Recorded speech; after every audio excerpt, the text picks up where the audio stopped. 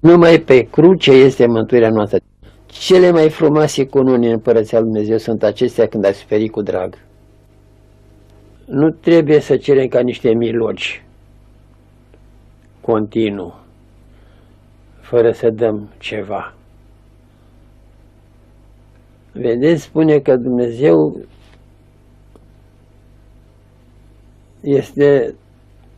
are loc în slăvile cerurilor, vă dați seama.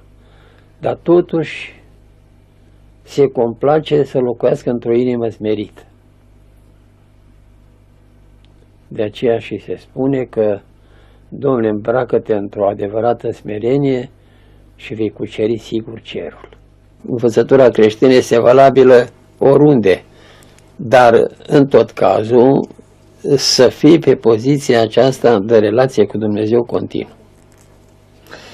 Mai mult sau mai puțin se poate pentru fiecare.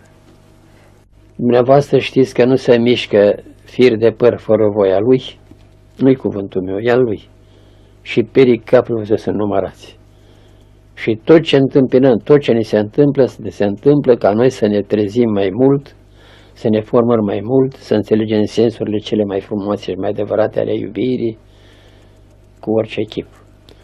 O suferință nu și-a atins scopul, dacă este dată ca o terapie, să zic așa, dacă tu n-ai ieșit cu un folos din ea. Să nu credeți că Dumnezeu stă cu saturul în mână să ne pândească, ai greșit, țac. Nu. Mai întâi mult s-ar ușura în viața sufletească, duhovnicească oamenii dacă ar ști cât de mult ne iubește Dumnezeu. Adică, cum spune și Origen, deci Dumnezeu ne iubește mai mult decât ne urăște dracu, știți?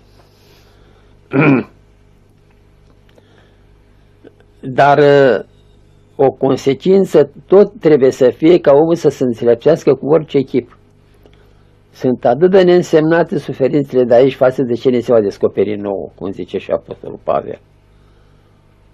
Dumnezeu ne trage atenția prin o boală, prin temirce, ca să fii mai bun. Pentru că oricât ai fi de bun, nu ești destul de bun. Pentru că în afară de păcatele care le cunoaștem și sunt consemnate, în sfârșit le dibuim, mai sunt o serie întreagă de păcate care nu se știu de lume și se numesc păcatele lipsirii, adică binele care îl poți face și nu îl faci. Atâtea ocazii ai avut să faci binele și nu l-ai făcut.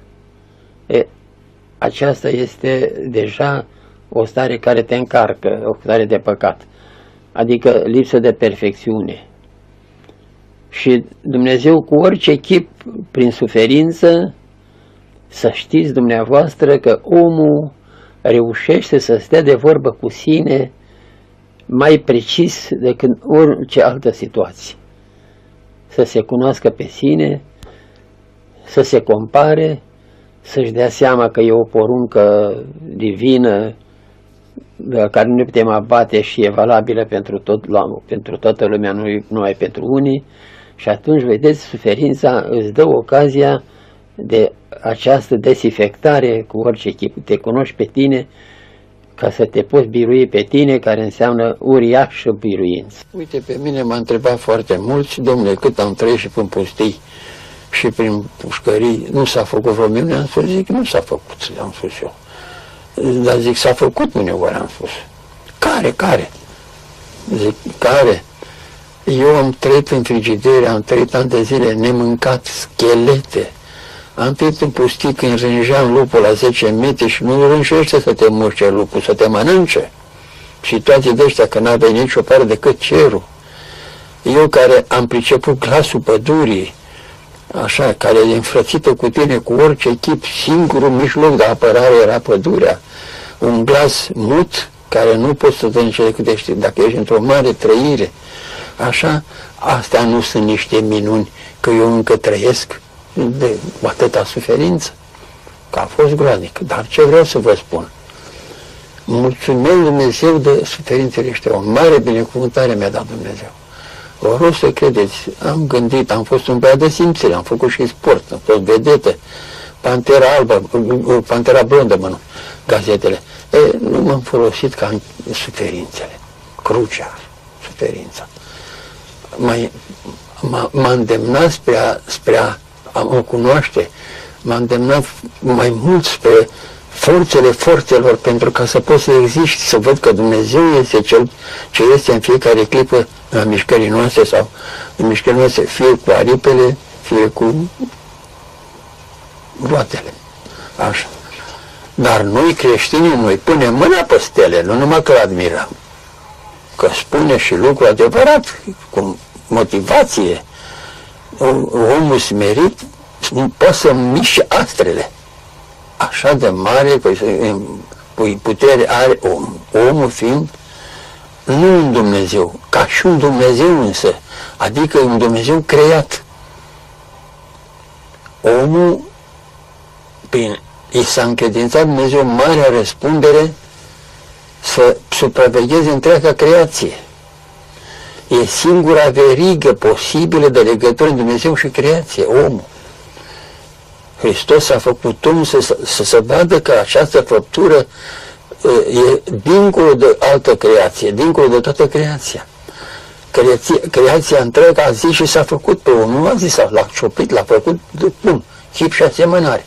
Deci că Hristos ne-a adus mai mult decât ne-a pierdut Adam. Ne-a dat putința să ne ridicăm până Dumnezeu după har.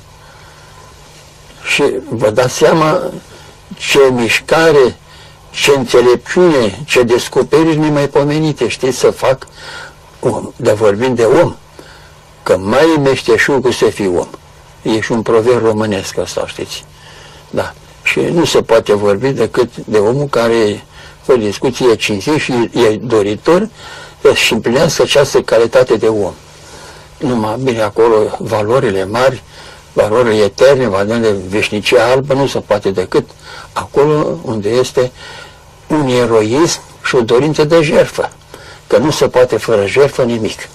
Mântuitorul a făcut multe minuni, știri toată lumea, de stătea mintea în loc, învia morții ca și cum du-te acasă. Așa, ori i-a dat ochi de naștere, ori, dar nu se mai putea. Dar n-a mântuit lumea până marele minuni care le-a făcut, decât la cruce, tot la jertfă. Acum Mântuitorul era pe cruce și se va uita Satana la jertfă. Că nu se poate fără jertfă oriunde am fi. Nu se poate nimic fără, că cine fuge de jertfă, fuge de Dumnezeu, spun și Sfinții Părinți, mai ales Teodor Studitul, mă rog.